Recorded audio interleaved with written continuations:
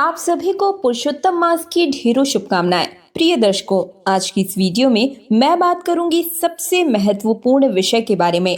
आप सभी के काफी समय से प्रश्न आ रहे थे कि दीदी अधिक मास कब से कब तक लगेगा, कौन सा अधिक मास इस बार लगने वाला है, यानी कि आने वाला पुरुषोत्तम मास, अधिक मास या मल मास जिसे कहते हैं, वो कब से कब तक रहेगा और कौन से माह में रहने वाला है, कौन सा महीना है जो 2 बार आने वाला है और ये अधिक मास क्यों इतना महत्वपूर्ण है। इस मास में क्या हमें करना चाहिए और क्या नहीं करना चाहिए, शुभ मांगलिक कार्य करें या फिर नहीं करें। इसके साथ ही साथ क्या हम अधिक मास में व्रत इत्यादि कर सकते हैं, शुरू कर सकते हैं, या क्या अधिक मास में उद्यापन आदि किया जा सकता है या फिर नहीं।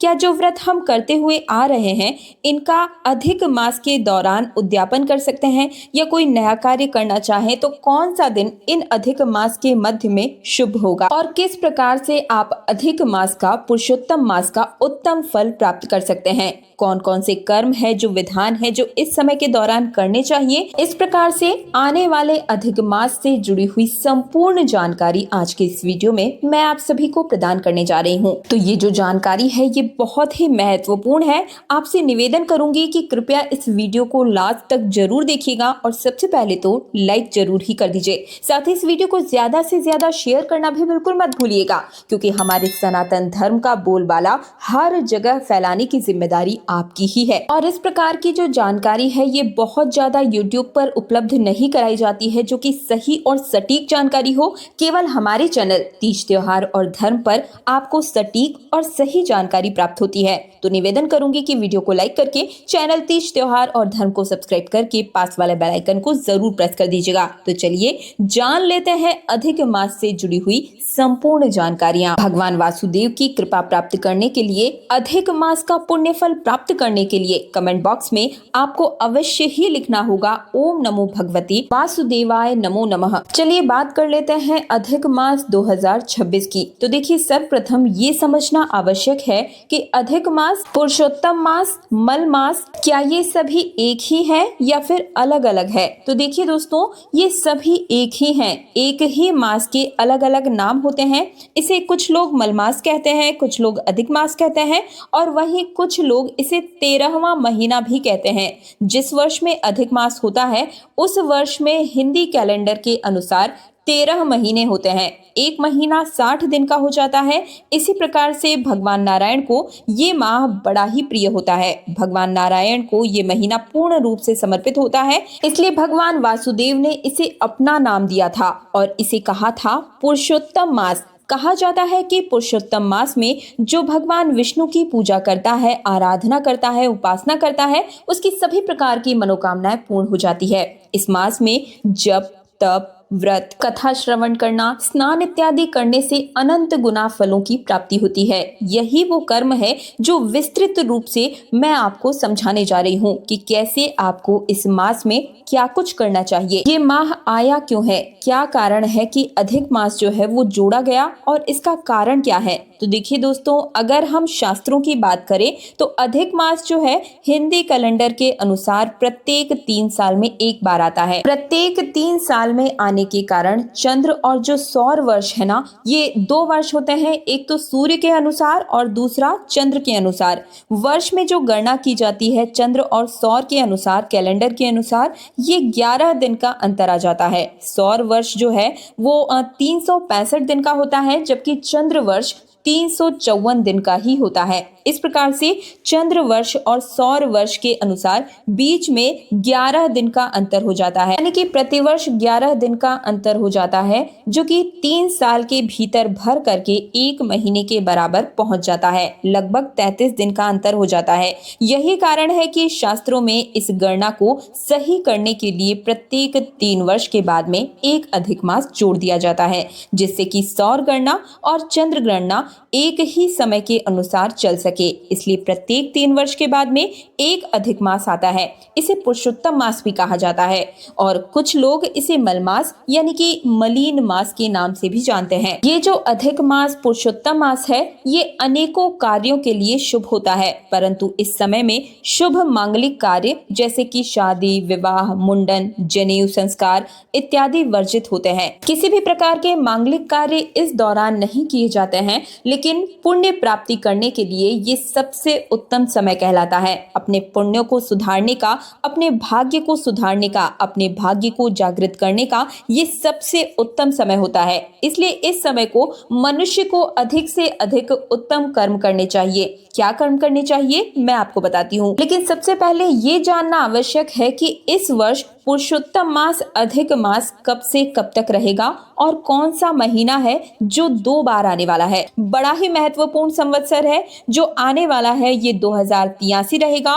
पुरुषोत्तम मास की शुरुआत होगी और पुरुषोत्तम मास ही इस वर्ष जेठ के महीने में आने वाला है, जिसे हम कहते हैं ज्येष्ठ मास। जो ज्येष्ठ का महीना होता है इस वर्ष अधिक मास के रूप में रहने वाला है, यानी कि 2 महीने के रूप में 2 बार में ये रहने वाला है। और अब पुरुषोत्तम मास की गणना में कुछ लोग गलती भी कर जाते हैं। देखिए, गलती ऐसे करते हैं कि पहले शुरू होता है तो पहले 30 दिन में वह मुख्य मास के रूप में शुद्ध मास को मान लेते हैं और अगले 30 दिन के रूप में अधिक मास को मान लेते हैं, जो कि सर्वथा ही अनुचित होता है। मैं फिर से कह रही हूँ, जो कि बिल्कुल ही गलत होता है। इसके पीछे कारण ये है कि शास्त्रीय नियम ये कहता है कि अधिक मास की शुरुआत शुक्ल पक्ष की प्रतिपदा तिथि से ही मानी जाती है और इसी से ही हमें माननी भी चाहिए, जबकि सामान्यतः मास की जो शुरुआत होती है वो कृष्ण पक्ष से होती है। जब कृष्ण पक्ष की शुरुआत होती है और अगर हम शुरुआत से ही अर्थात पहली प्रतिपदा से ही शुरुआत मान लेंगे तो शुक्ल पक्ष की शुरुआत हो जाएगी, क्योंकि मास की शुरुआत तो कृष्ण पक्ष से होती है। यदि हम पूरे 23 दिन को शुद्ध मास में गिन लेते हैं और फिर अधिक मास गिनते हैं तो उसमें भी कृष्ण पक्ष पुनः ही आ जाएगा, क्योंकि देखिए पहले 15 दिन कृष्ण पक्ष के होंगे और फिर 15 दिन शुक्ल पक्ष के हो जाएंगे। तो 30 दिन निकलने के बाद में फिर से अगला जो हम शुरुआत करेंगे तो वो कृष्ण पक्ष से ही उसकी शुरुआत मानी जाएगी। इसलिए पुरुषोत्तम मास की गणना करने से पहले बड़े बड़े लोग गलती कर ही बैठते हैं, क्योंकि देखिए पुरुषोत्तम मास की शुरुआत ही होती है किसी भी महीने के 15 दिन बीत जाने के बाद से, यानी कि महीने के मध्य से ही इसकी शुरुआत मानी जाती है। अब हम 2026 की अगर गणना करें, बात करें तो देखिए 2026 में शुद्ध ज्येष्ठ मास जो है उसका कृष्ण पक्ष की जो शुरुआत होगी वो 2 मई 2026 से जेठ का महीना, ज्येष्ठ महीना शुरू हो जाएगा, प्रारंभ हो जाएगा। ये शुद्ध ज्येष्ठ मास होगा, कृष्ण पक्ष रहेगा और ये जो पक्ष है ये 16 मई 2026 तक रहेगा। 17 मई 2026 से जब शुक्ल पक्ष आरंभ हो जाएगा तो अधिक ज्येष्ठ शुक्ल आरंभ होगा, अर्थात पहले 15 दिन जो हैं 2 मई से और 16 मई तक रहेंगे और ये शुद्ध ज्येष्ठ मास के होंगे और कृष्ण पक्ष उसमें निकलेगा। फिर 17 मई से 17 मई 2026 से 31 मई 2026 तक अधिक ज्येष्ठ शुक्ल पक्ष रहेगा। जैसा कि हमने आपको बताया कि शुक्ल पक्ष से अधिक मास की शुरुआत होती है, इसलिए 17 मई से जैसे ही ज्येष्ठ मास का शुक्ल पक्ष आरंभ होगा वो 17 मई से 31 मई तक अधिक ज्येष्ठ शुक्ल पक्ष कहलाएगा और 17 मई से अधिक मास शुरू हो जाएगा 1 जून 2026 तक, जो कि अधिक ज्येष्ठ कृष्ण पक्ष का आरंभ होगा और 15 जून 2026 तक रहेगा, यानी कि चलेगा। इस प्रकार से आने वाला जो अधिक मास या पुरुषोत्तम मास रहेगा 17 मई 2026 से 15 जून 2026 तक ये रहने वाला है। हमारा पुरुषोत्तम मास ये कहलाएगा। जैसे ही 15 जून समाप्त होगा और 16 जून से पुनः शुद्ध ज्येष्ठ मास शुरू हो जाएगा और शुद्ध ज्येष्ठ मास के शुक्ल पक्ष की शुरुआत होगी 29 जून तक रहेगा। अब क्योंकि ज्येष्ठ मास 2 महीने का हो गया है तो इसमें गणना कुछ इस प्रकार से होगी कि पहले 15 दिन शुद्ध ज्येष्ठ महीने के प्रारंभ होंगे और अंतिम 15 दिन भी शुद्ध ज्येष्ठ मास के रहेंगे और बीच के जो 30 दिन होंगे वो मुख्य रूप से अधिक मास के ही रहेंगे। तो ज्येष्ठ मास अधिक मास जो है वो 30 दिन रहेगा, 17 मई से 15 जून तक रहेगा। तो समय मैंने क्लियर कर दिया है 2026 में अधिक मास कब से कब तक रहेगा।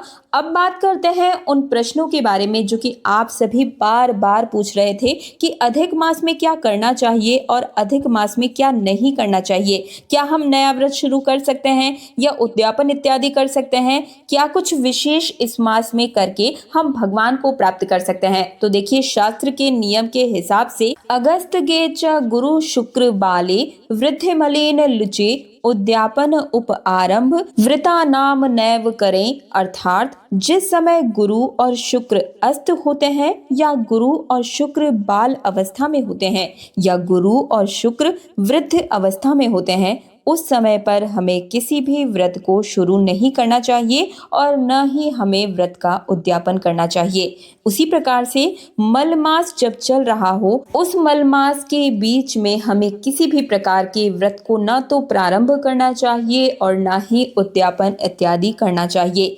ऐसा सिंधु शास्त्र में लिखा हुआ है। इस नियम के तहत मैं आपसे यही कहूंगी कि जो कि अधिक मास आने वाला है, इस बीच में आप कोई भी प्रकार का नया व्रत आरंभ न करें और इस व्रत की शुरुआत आपको अधिक मास में बिल्कुल भी नहीं करनी चाहिए और न ही उद्यापन इत्यादि करना चाहिए, न कोई व्रत धारण करना चाहिए। चाहे एकादशी का व्रत हो, पूर्णिमा का व्रत हो या कोई साप्ताहिक व्रत आप आरंभ करना चाहते हैं, तो शास्त्रों के अनुसार ये बिल्कुल ही अनुचित समय कहलाता है। इस दौरान शादी, विवाह, मुंडन संस्कार, जनेऊ संस्कार इत्यादि कोई भी नया कार्य या मांगलिक कार्य इस दौरान करने की मनाही की जाती है। अब बात कर लेते हैं कि अधिक मास में हमें क्या कुछ करना चाहिए, क्या कुछ करने से हमें क्या क्या विशेष रूप से फलों की प्राप्ति हो सकती है, ये जान लेते हैं। लेकिन एक बार फिर से निवेदन करूंगी कि वीडियो को लाइक करके कमेंट सेक्शन में ओम नमो भगवते वासुदेवाय नमो नमः जरूर ही लिखिएगा। साथ ही अभी तक चैनल को सब्सक्राइब नहीं किया है तो तीज त्योहार और धर्म चैनल को सब्सक्राइब करके बगल में ही पास वाले बेल आइकन की जो घंटी है उसे जरूर प्रेस कीजिएगा, ताकि हर वीडियो आपको सबसे पहले मिल सके। तो देखिए, अधिक मास को भगवान पुरुषोत्तम के धन के स्थान पर पुण्य उपार्जन का महीना कहा जाता है। ये जो महीना है, ये पुण्य अर्जित करने के लिए सबसे ज्यादा समय इसका बलवान कहलाता है। जितना हो सके पुण्य अर्जित आप इस समय के दौरान कर सकते हैं। इस माह में पुण्य कैसे अर्जित होगा? क्योंकि इस मास में एक कर्म जो है आपको अनंत गुना फल की प्राप्ति करवा सकता है, अधिक मास फल प्राप्त करवा सकता है।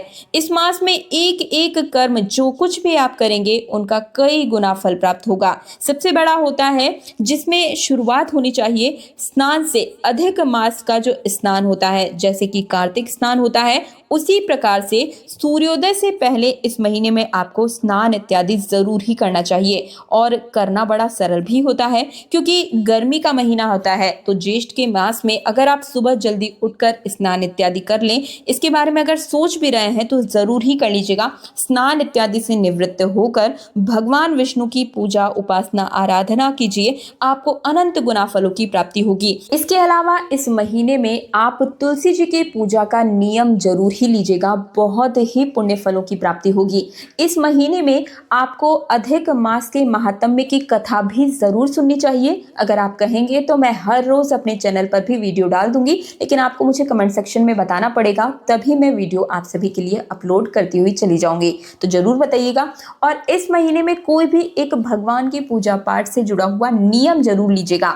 नियम जब आप लेते हैं तो भगवान के करीब जाने के जो रास्ते हैं वो और भी ज्यादा खुलते हुए चले जाते हैं। तो अधिक मास में ज्यादा से ज्यादा पुण्य फलों की प्राप्ति के लिए आप चाहे तो दान इत्यादि कर सकते हैं, प्याऊ बनवा सकते हैं, क्योंकि गर्मी का महीना रहता है। ज्यादा से ज्यादा आपको जो है जल का दान, जिसे कहते हैं प्याऊ इत्यादि, बनवाना चाहिए।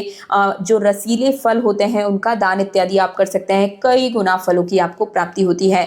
तो ये थी अधिक मास से जुड़ी हुई संपूर्ण जानकारियां। 2026 में पूरे 3 वर्षों के बाद ये मास आपको मिलने जा रहा है, जब आप भगवान विष्णु, भगवान नारायण की पूजा उपासना करके कई गुना फलों की, अनंत गुना फलों की प्राप्ति कर सकते हैं। तो मुझे उम्मीद है कि मेरे द्वारा दी गई जानकारी से आप सभी को संतुष्टि मिली होगी। वीडियो पसंद आया है तो वीडियो को लाइक करके चैनल तीज त्योहार और धर्म को सब्सक्राइब करके पास वाला बेल आइकन को जरूर प्रेस कीजिएगा। साथ ही इस वीडियो को ज्यादा से ज्यादा अपने व्हाट्सएप पर, फेसबुक पर, अपने हर एक हिंदू सनातनी भाई बहन के साथ शेयर करके मेरी मदद जरूर ही कीजिएगा। तो मैं दिव्या आप सभी से आज्ञा चाहूंगी। हरे रामा हरे कृष्णा।